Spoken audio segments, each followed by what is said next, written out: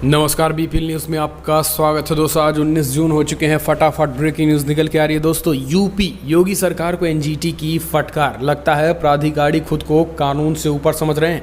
NGT आखिर क्यों फटकार लगाई? दूसरी बड़ी अपडेट एक बार फिर से योगी सरकार में मची टकराहट। बीजेपी राष्ट्रीय महामंत्री बीएल संतोष फिर लखनऊ, महीने में दूसरी बार दौरा।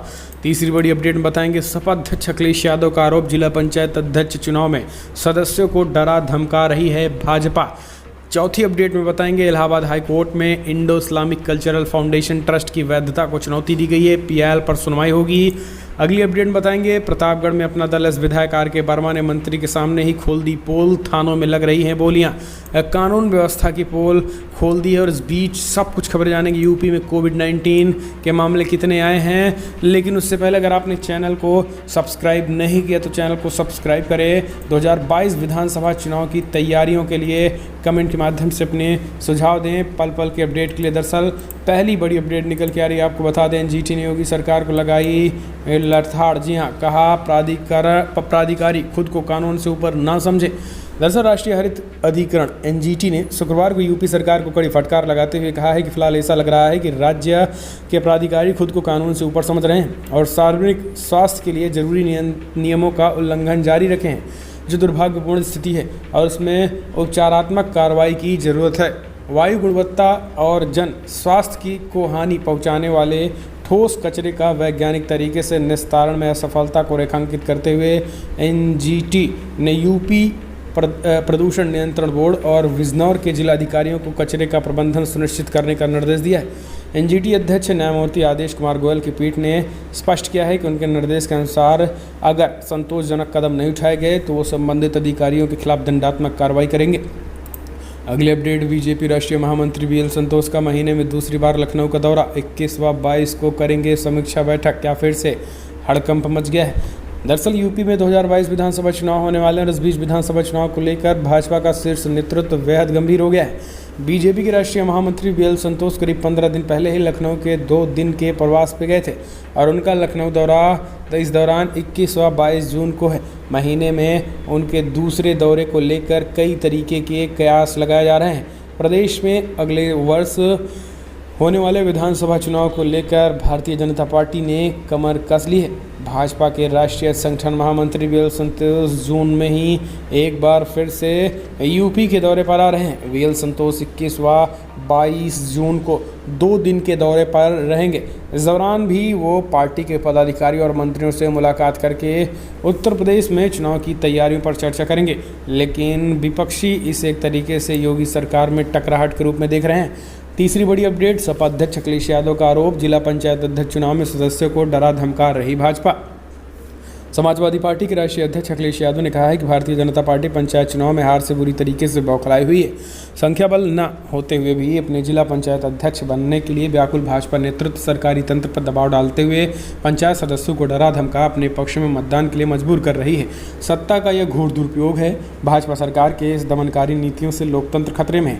अखिलेश यादव ने कहा है कि औरैया, मैनपुरी, फिरोजाबाद, एटा, हापुड़, सिद्धार्थनगर, रामपुर, गोरखपुर, फर्रुखाबाद सहित अन्य जिलों में सत्ता दल खुलकर समाजवादी पार्टी के निर्वाचित व समर्थित जिला पंचायत सदस्यों का उत्पीड़न कर रहा है। तो हद ये है कि सरकारी तंत्र द्वारा पंचायत सदस्य के परिवारजन को भी तरह तरह से परेशान किया जा रहा है। समाजवादी पार्टी के प्रतिनिधिमंडल ने पिछले दिनों पुलिस महानिदेशक से भी इसकी शिकायत की थी, पर नतीजा अभी आना बाकी। और राजनीतिक द्वेष के चलते फर्जी मुकदमे में फंसाने के साथ सपा के नेताओं का मकान तोड़ने की भी धमकी दी जा रही है। अगली अपडेट, इलाहाबाद हाई कोर्ट में Indo Islamic cultural foundation trust की वैधता को चुनौती। पीआईएल पर सुनवाई 26 जुलाई को।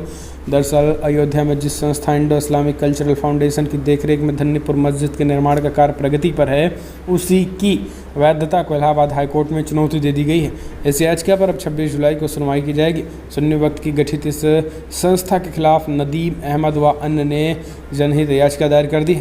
इलाहाबाद हाई कोर्ट के मुख्य न्यायाधीश न्यायमूर्ति संजय यादव तथा न्यायमूर्ति प्रकाश पांड्या की खंडपीठ ने शुक्रवार को नदीम अहमद व अन्य की जनहित याचिका पर इंडो इस्लामिक कल्चरल फाउंडेशन के गठन के दस्तावेज दाखिल करने के लिए सुन्नी वक्फ बोर्ड के 4 हफ्तों का समय दिया है।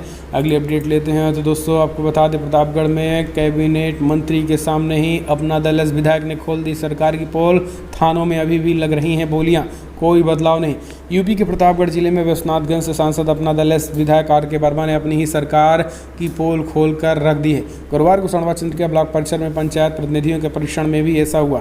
दरअसल यहां बतौर मुख्य अतिथि मौजूद कैबिनेट मंत्री मोती सिंह को संबोधित कर के कहा है कि पुलिस अपना रवैया नहीं बदल रही है। थानों में गरीबों के साथ ही पंचायत प्रतिनिधियों का उत्पीड़न हो रहा है। थानों में बोली लगती है, किसान अपने खेतों की मिट्टी को खुदाई नहीं कर सकता है, माफिया पुलिस की मिलीभगत से खनन कर रहे हैं। कैबिनेट मंत्री ने विधायक डॉक्टर वर्मा की बातों को गंभीरता से सुना जरूर है, लेकिन अपने संबोधन के दौरान आरोपों पर कोई प्रतिक्रिया नहीं दी है। कार्यक्रम में भाजपा सांसद संगमलाल गुप्ता भी मौजूद थे।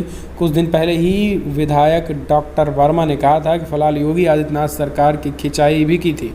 सरकार ने कोरोना नियंत्रण के लिए विधायक निधि तो रोक ली थी, लेकिन वो पैसा हॉस्पिटलों में संसाधन बढ़ाने पर उपयोग नहीं हुआ। अगली अपडेट लेते हैं तो दोस्तों, यूपी कांग्रेस चीफ के खिलाफ उन्हीं की पार्टी के नेताओं ने खोल दिया है मोर्चा, बताया सवर्ण विरोधी। दरअसल अगले साल होने वाले विधानसभा चुनाव से पहले यूपी की कांग्रेस कमेटी में बगावत हो गई है। यूपी कांग्रेस के प्रदेश सचिव ने प्रदेश अध्यक्ष जगमाल लल्लू के सवर्ण विरोधी बताते हुए मोर्चा खोल दिया है और उनको हटाने की मांग की गई है। प्रदेश सचिव सुनील राय ने इसके लिए कांग्रेस के राष्ट्रीय अध्यक्ष सोनिया गांधी को पत्र भी लिखा है। कांग्रेस के प्रदेश सचिव सुनील राय ने सोनिया गांधी को लिखे पत्र में प्रदेश अध्यक्ष जगमाल लल्लू को सवर्ण विरोधी बताते हुए कहा है, फिलहाल यूपी में पार्टी की बागडोर ऐसे हाथों में है जो सवर्ण विरोधी है। साथ ही उन्होंने अजय कुमार लल्लू के ऊपर आरोप लगाया है कि उनमें सबको साथ लेकर चलने की क्षमता नहीं है, वे सिर्फ दिखावे और फोटो खिंचवाने के लिए ही प्रदर्शन करते हैं। अगली अपडेट, गोरखपुर में कोरोना से बेसहारा बच्चों से मिलकर बोले सीएम योगी, चिंता मत करना, मैं हूं ना। दरअसल सीएम योगी ने शुक्रवार को गोरखनाथ मंदिर में कोरोना से माता पिता दोनों को खो चुके 5 बच्चों से मुलाकात की और वो जेल रोड स्थित एक बाल आश्रय गृह भी पहुंचे। दोनों मुलाकातों में उन्होंने बेसहारा बच्चों को स्नेहिल आशीष दिया और बोले माता पिता का न रहना बेहद दुखदायी है, लेकिन चिंता मत करो, मैं हूं ना। बच्चों का प्यार दुलार के साथ उपहार देते हुए भी कहा है कि उनके साथ सरकार हर पल खड़ी है। अगली अपडेट लेते हैं, यूपी में नियंत्रण में कोरोना वायरस संक्रमण की सेकेंड स्ट्रेन, 24 घंटे में 291 नए केसेस। कोरोना वायरस संक्रमण के खिलाफ उत्तर प्रदेश में सीएम योगी आदित्यनाथ की ट्रिपल टी यानी ट्रैक, ट्रेस और ट्रीट फॉर्मूला काफ़ी कारगर साबित हो रहा है और यूपी में कोरोना वायरस महामारी की सेकेंड स्ट्रेंड अब नियंत्रण में आई। 24 घंटे में प्रदेश में 291 नए संक्रमित मिले हैं, जबकि 774 लोग इसके कहर से स्वस्थ हुए हैं। अगली अपडेट, रामपुर के अधिवक्ता ने आजम खान की रिहाई को खून से लिखा पत्र, कहा बिना कुछ किए ही सजा भुगत रहे सांसद साहब। दोस्तों, सांसद आजम खान की रिहाई को लेकर रामपुर के अधिवक्ता विक्की राज ने लोकसभा अध्यक्ष को अपने खून से पत्र लिखा है। अधिवक्ता ने पत्र में लिखा है कि फिलहाल आजम खान बेगुनाह होते हुए भी उन पर अपराध की सजा भुगत रहे हैं जो उन्होंने नहीं किया है और वो लगातार 9 बार रामपुर विधानसभा क्षेत्र से विधायक रहे, 4 बार उत्तर प्रदेश सरकार में कैबिनेट मंत्री रहे, राज्यसभा के सदस्य रहे, वर्तमान में लोकसभा सांसद हैं। क्या ऐसा हो सकता है कि इतने संवैधानिक पदों की जिम्मेदारी संभाल चुका जनप्रतिनिधि भैंस या बकरी चोरी करेगा, किताबें चुराएगा? इस तरीके से मुकदमे दर्ज हैं।